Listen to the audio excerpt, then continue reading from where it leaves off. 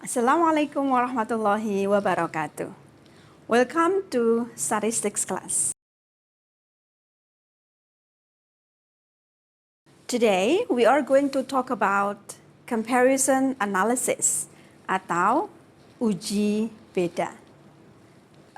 Dalam statistics, dalam hubungannya dengan dua variabel, kita ada dua uji, yaitu uji beda dan uji korelasi. Beda antara uji beda dan uji korelasi adalah bahwa kalau uji beda atau comparison test itu membandingkan rata-rata dua grup yang tidak berhubungan satu sama lain. Sedangkan uji korelasi adalah mengukur kekuatan asosiasi atau hubungan linear antara dua variabel satu dengan yang lainnya. Mari kita bahas tentang comparison analysis atau uji beda. Uji beda adalah analisis untuk mencari perbedaan baik antara dua sampel data atau antara beberapa sampel data. Untuk mencari perbedaan antara dua sampel data atau dua grup data, kita bisa menggunakan paired sample t-test dan independent sample t-test. Untuk beberapa sampel data, kita menggunakan one-way ANOVA. ANOVA adalah analysis of variance. Perbedaan antara paired sample t-test dan independent sample t-test adalah kalau paired sample t-test itu mencari perbedaan skor dari subjek yang sama yang diukur dua kali. Misalnya kita mengukur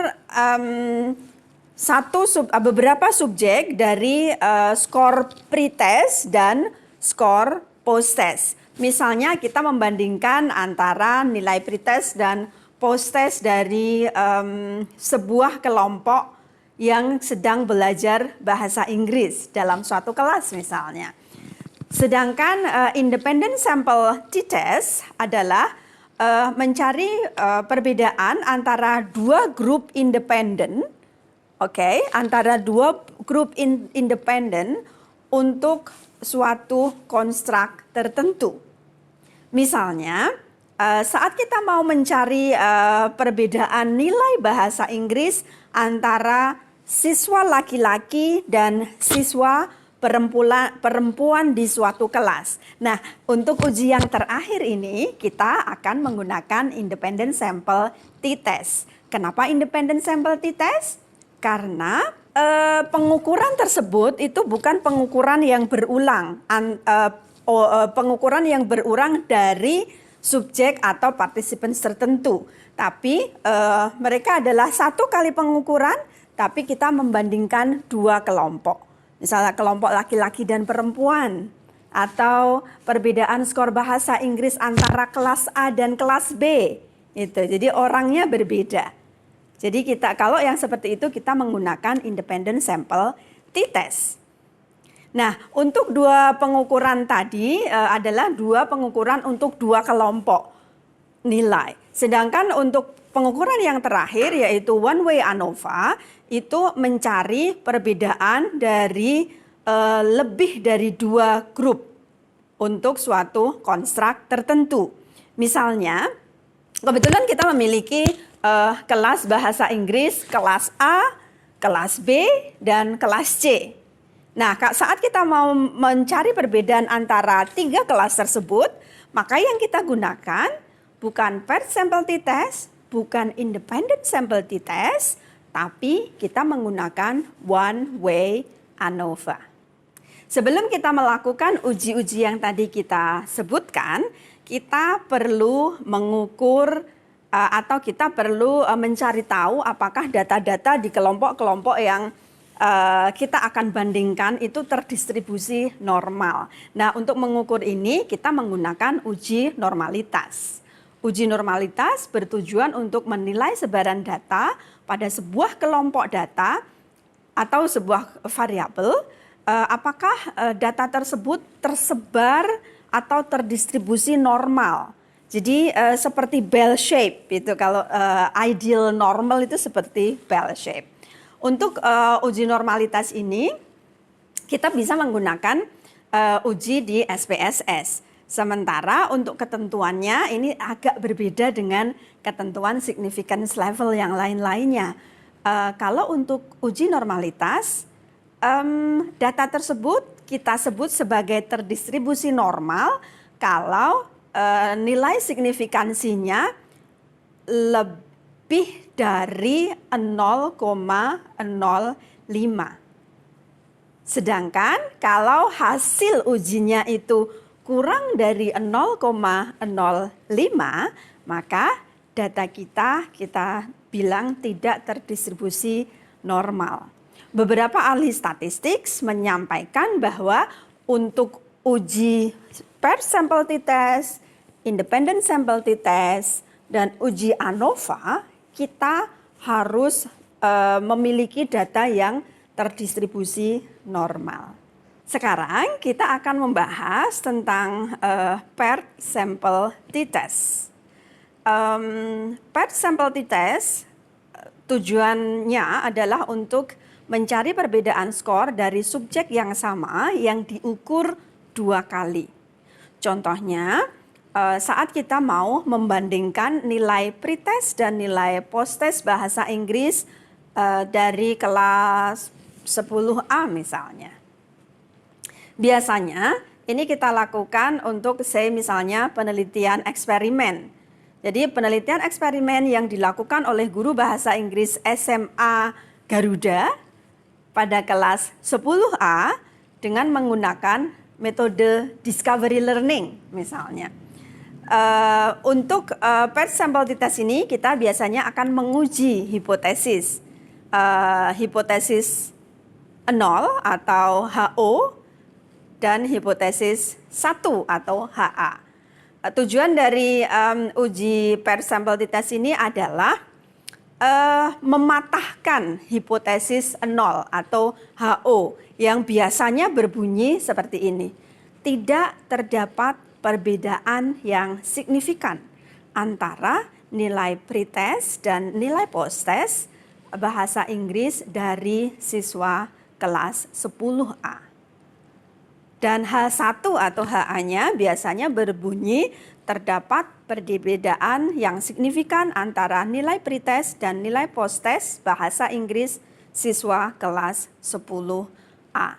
Jadi tugas dari kita statistician dalam menguji paired sample t-test ini adalah menolak H0 atau menolak HO.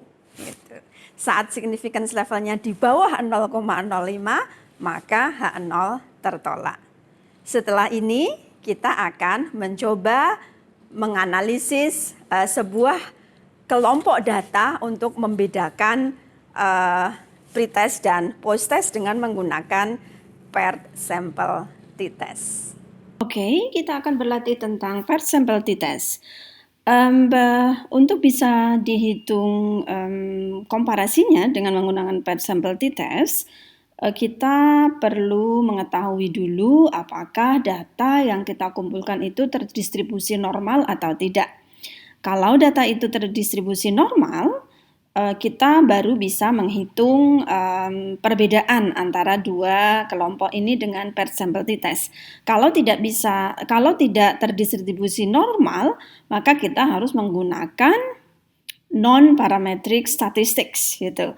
Tapi untuk kali ini kita tidak akan membahas tentang non-parametric statistics karena akhir-akhir ini banyak ahli yang berpendapat bahwa untuk menghitung paired sample t-test kita tidak perlu menghitung uji normalitas. Nah, kita tidak perlu melakukan uji normalitas. Oke, mari kita mulai menghitung paired sample t-test dengan menggunakan contoh data yang sudah disediakan. Seperti biasanya, sebelum kita bisa menganalisis data ini, kita harus memasukkan data-data yang ada ke aplikasi SPSS. Begitu, dengan menuliskan pretest pada variable view dan post-test pada variable view yang kedua. Maksud saya, kita tulis pretest pada variabel pertama dan post-test pada variabel kedua. Karena kita akan mencari perbedaan antara variabel pertama dan variabel kedua ini. Setelah kita masukkan data-datanya ke aplikasi SPSS, kemudian kita pilih analyze, ya, kita pilih analyze, kemudian kita cari compare means dan kita pilih paired sample t-test. Setelah kita pilih paired sample t-test, kita akan masukkan data pretest ke variabel pertama dengan cara klik pretest, kemudian klik tanda panah ke kanan. Artinya kita akan memindahkan variabel pretest ke variabel pertama di kotak yang sebelah kanan. Kemudian kita juga harus menaruh atau kita harus memindahkan variabel post-test atau data post-test ke variabel kedua. Oke, sudah belum? Kalau sudah, kita bisa langsung klik OK. Dengan hasilnya kita bisa baca di outputnya ya.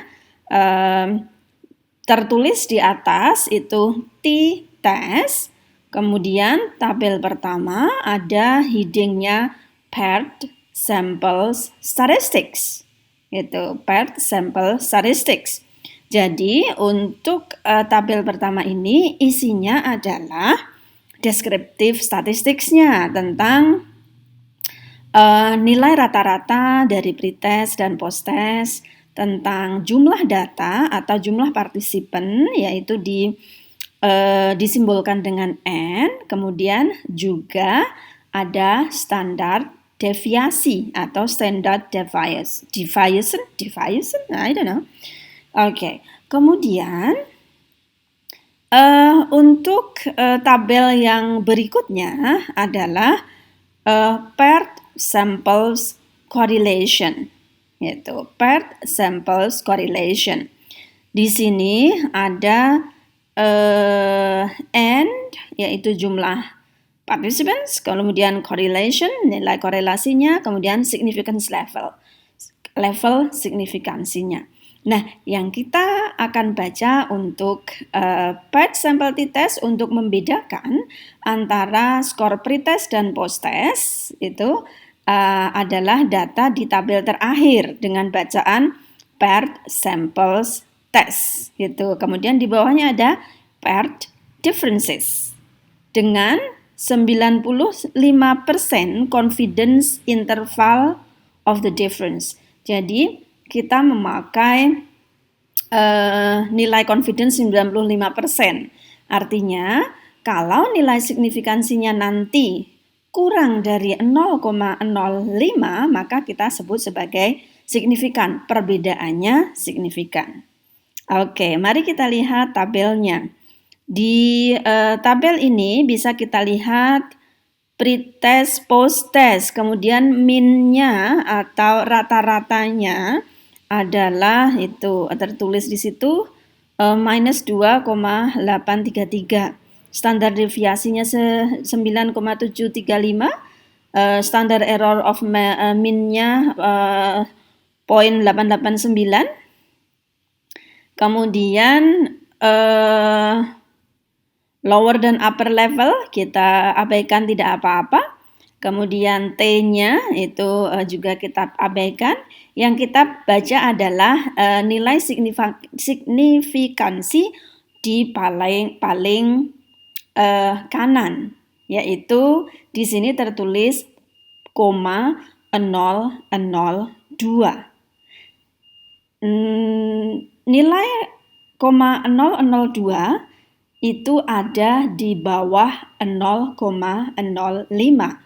Bisa kita simpulkan bahwa perbedaan skor pretest dan skor post-test dianggap hasilnya adalah signifikan karena nilai signifikansinya di bawah 0,05. Dengan demikian, perbedaan antara skor pretest dan skor posttest adalah signifikan. Signifikan artinya bahwa min atau nilai rata-rata 82,16 itu berbeda signifikan dengan nilai posttest 84,99. Kalau ini dalam dunia pendidikan dan ini kaitannya dengan treatment atau penggunaan metode baru misalnya, bisa kita bilang bahwa ada peningkatan yang signifikan. Ada peningkatan yang signifikan dari skor pretest ke skor posttest, begitu. Nah, kebetulan pengukuran yang sekarang ini hasilnya signifikan. Tapi kita tidak perlu risau kalau hasilnya tidak signifikan, maksudnya tidak ada perbedaan. Kalau misalnya hasilnya tidak ada perbedaan atau tidak berbeda secara signifikan, kita bisa bilang bahwa tidak ada peningkatan yang diakibatkan oleh percobaan metode baru, misalnya begitu. Oke, jadi itu latihan paired sample t-test. Selamat mencoba. Sementara itu, untuk independent sample t-test, kita akan membandingkan antara skor konstruk tertentu atau konstruk tertentu dari dua kelompok yang berbeda. Jadi untuk independent sample t-test ini pengukurannya itu tidak pada kelompok yang sama gitu ya. Jadi ada dua kelompok diukur dengan pengukuran tertentu. Contohnya misalnya seorang guru sedang akan mencari perbedaan nilai bahasa Inggris antara siswa laki-laki dan siswa perempuan di kelas 10 SMA Garuda ya, kalau yang tadi itu. Nah, untuk kasus yang seperti ini, saat guru ingin mengetahui apakah ada perbedaan antara nilai posttest bahasa Inggris siswa laki-laki dan siswa perempuan, maka tes yang kita gunakan bukan tes paired sample t-test, tapi kita menggunakan independent sample t-test. Kita menggunakan apa? Ya, independent sample t-test. Mari kita berlatih untuk menggunakan independent sample t-test untuk membedakan nilai suatu konstruk tertentu dari dua grup yang berbeda.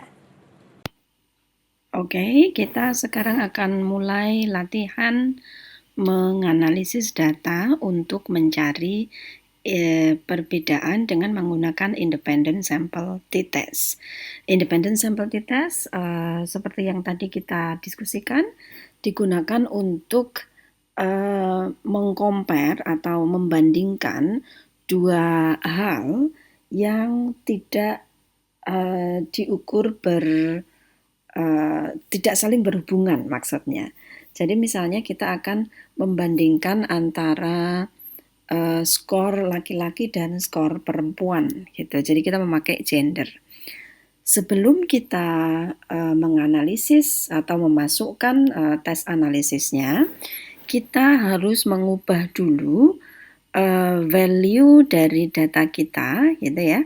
Jadi untuk gender itu kan kita tidak bisa menulis male atau female, laki-laki atau perempuan di SPSS, tapi kita hanya bisa menggunakan angka. Caranya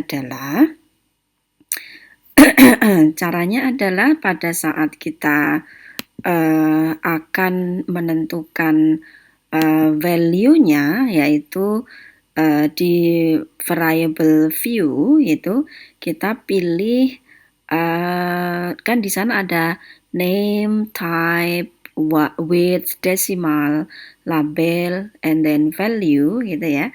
Pas di value ini kita klik gitu ya. Kemudian kita berikan value untuk gender ini. Misalnya kita tambahkan value 1. Kita isikan 1 di kolom yang atas. Kemudian di kolom label kita kasih female gitu. Jangan lupa untuk klik add.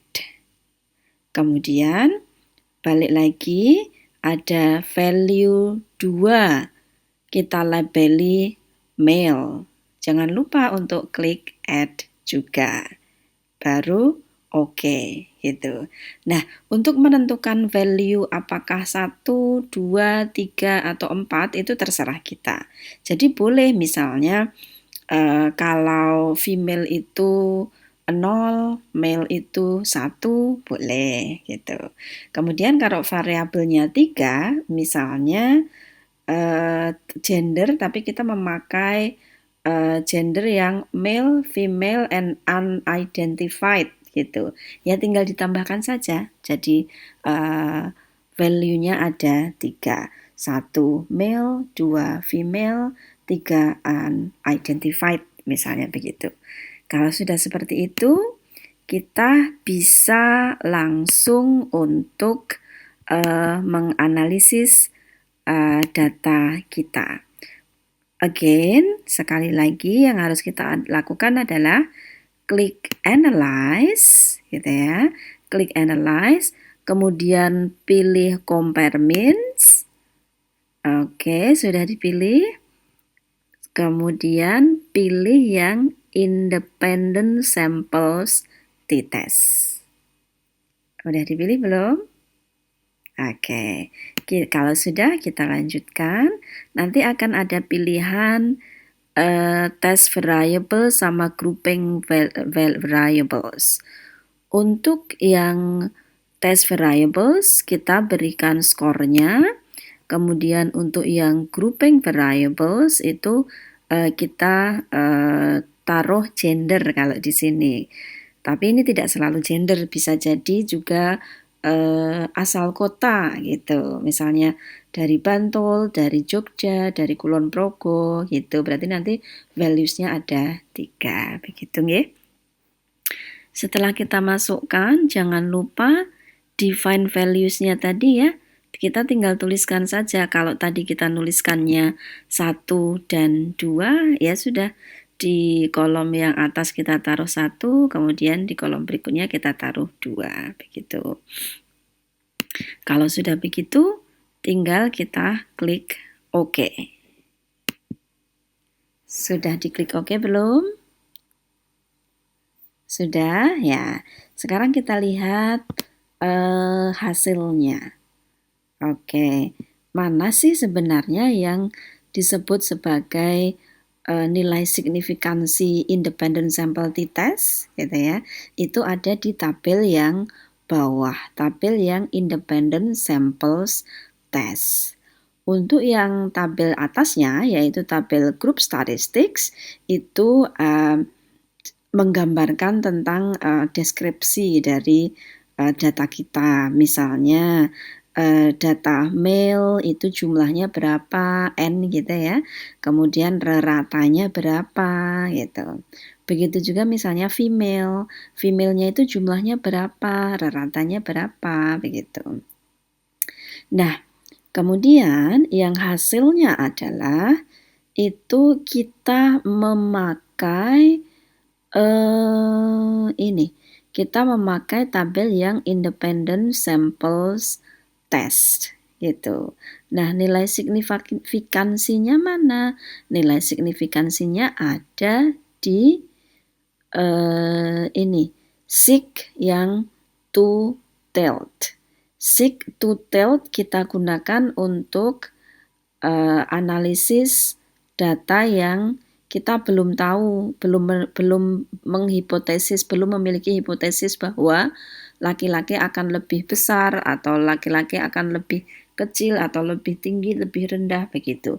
Maka kita memakai yang sig dalam kurung two-tailed gitu. Nah, di sana kita mendapati angka 0,012 gitu ya.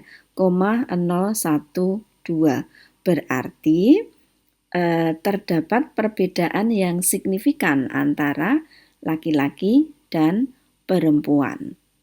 Perbedaan apa? Perbedaan skor, karena kita tadi sedang membedakan skor. Begitu. Jadi itu cara untuk menganalisis data, untuk mengcompare atau membandingkan data dengan menggunakan independent sample t-test. Oh iya, jangan lupa kalau tadi kita kan define gender atau define yang lainnya ya, komponen lainnya, itu jangan lupa nulis di datanya itu sesuai dengan labelnya. Kalau kita label tadi satu female gitu ya, berarti ya kalau pesertanya itu female kita kasih satu, jangan kasih F atau female atau wanita. Begitu ya. Silahkan mencoba. Oke, untuk menguji perbedaan yang terakhir dalam video ini, kita akan menggunakan one-way ANOVA. One-way ANOVA kita gunakan untuk mencari perbedaan lebih dari dua grup, lebih dari dua grup untuk suatu konstruk tertentu. Kalau tadi di independent sample t-test kita ingin mencari perbedaan antara dua grup, yang one-way ANOVA itu minimal 3 grup. Gitu ya. Misalnya, yang jelas berarti kita tidak mencari perbedaan antara skor bahasa Inggris dari gender tertentu, karena gender hanya ada dua ya, hanya ada laki-laki dan perempuan. Tapi beda kalau misalnya kemudian laki-laki dan perempuan dan undefined, itu boleh juga sih kalau yang seperti itu. Oke, tapi kita akan mencari perbedaan skor bahasa Inggris atau nilai bahasa Inggris antara siswa kelas misalnya 10A, 10B, dan 10C dari SMA Garuda gitu. Nah, saat seorang guru ingin mengetahui apakah ada perbedaan nilai setelah menggunakan metode discovery learning antara kelas 10A, 10B, dan 10C, maka uji yang kita gunakan adalah uji one-way ANOVA. Yuk sekarang kita coba berlatih untuk melakukan uji one-way ANOVA. Oke, sekarang kita akan latihan untuk menganalisis data dengan tujuan membandingkan 3 kelompok gitu. Misalnya kita memiliki nilai bahasa Inggris dari kelas 1A, 1B, 1C gitu.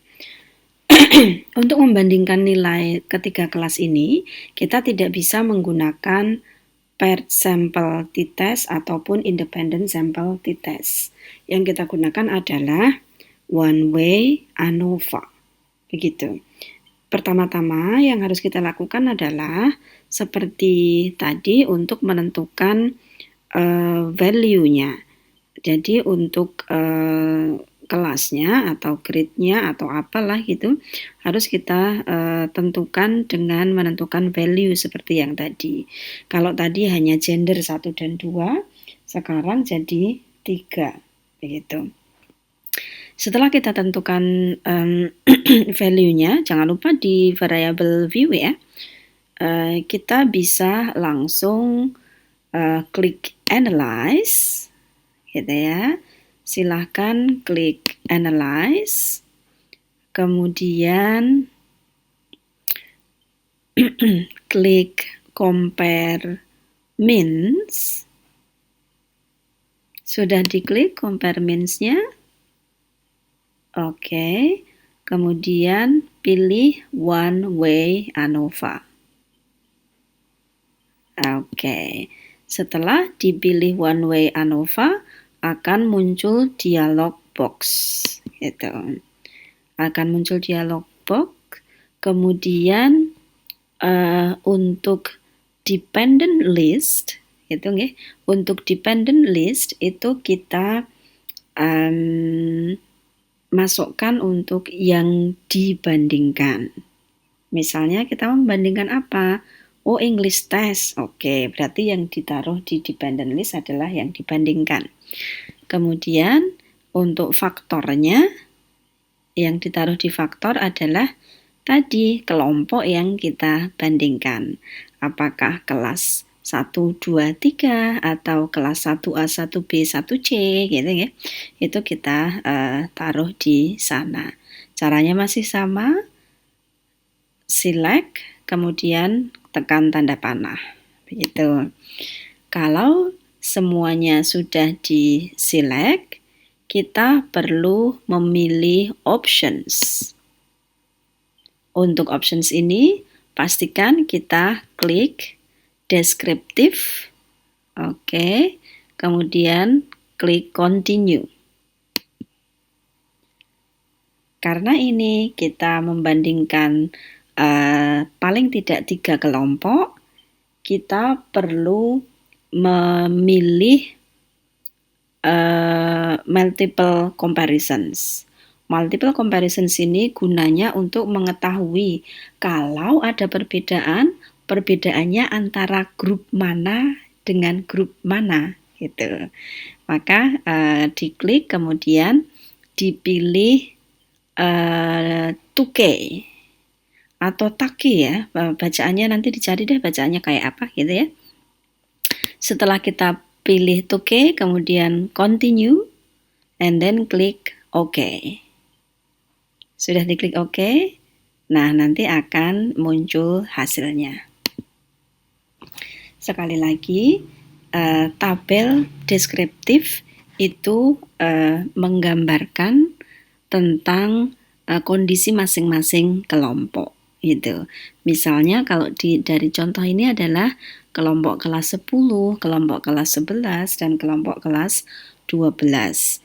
Jumlahnya berapa, kemudian nilai reratanya berapa. Oke, untuk tabel berikutnya adalah hasil ANOVA-nya. Nah, untuk hasil ANOVA ini kita lihat yang sig atau significance. Oke, kalau nilainya kurang dari 0,05, maka kita bisa menyimpulkan bahwa ada perbedaan.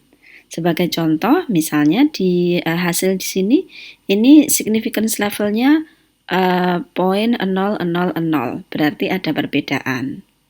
Cuman dari tabel ini kita belum tahu perbedaannya itu antara kelas 10 dengan kelas 11, kelas 10 dengan kelas 12, atau kelas 11 dengan 12. Nah, hasil yang untuk mencari tahu perbedaan itu, kita perlu melihat post hoc test. Yang tadi kita memilih 2K tadi ya, nilainya si 2K. Nah, dari post hoc test ini, kita bisa lihat, dari post hoc test ini kita bisa lihat yang perbedaannya signifikan itu perbedaan dari kelas 10 dengan kelas 11 karena nilai significance-nya 0,000. Gitu ya. Tapi tidak ada perbedaan antara kelas 10 dan kelas 12 karena significance levelnya 0,451. Begitu. Ada juga perbedaan antara kelas 12 dan kelas 11. Karena nilai significance levelnya adalah 0,000. Begitu ya, itu untuk one way ANOVA. Silakan mencoba. Sudah berlatih? Oke, bagaimana hasilnya? Apakah perbedaannya signifikan atau tidak signifikan? Jangan khawatir, Signifikan atau tidak signifikan itu bukan masalah utamanya. Yang paling penting adalah kejujuran kita sebagai seorang peneliti untuk menginterpretasikan data. Kalau memang tidak signifikan ya tidak masalah.